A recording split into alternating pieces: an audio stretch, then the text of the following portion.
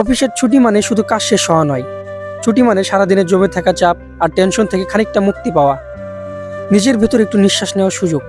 জীবনের ক্লান্তিগুলো অনেক সময় কথা বলে না, শুধু মনে জমে থাকে।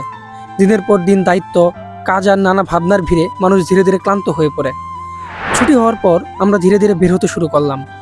প্রজেক্ট এলাকাগুলো এমনিতে অনেক বড় এরিয়া হওয়ার কারণে এখানে গাড়ি ছাড়া চলাফেরা সত্যিই কষ্টকর। কিছুটা হাঁটার পর আমাদের গাড়ি এসে পৌঁছালো। সবাই উঠে বললাম গাড়িতে।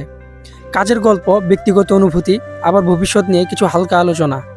এসব কথার মাঝে সময়টা দ্রুত কেটে যাচ্ছিল। গেটের সব ধরনের চেক আপ শেষ করে আমরা বাইরে বের হয়ে পড়লাম।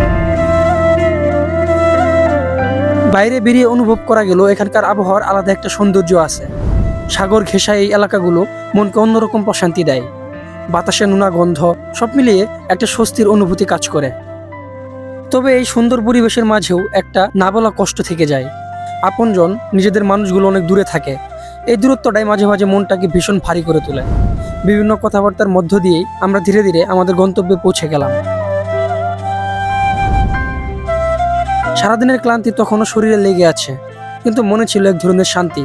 আরেকটা দিন শেষ হলো, আরেকটা গল্প স্মৃতিতে যোগ হলো।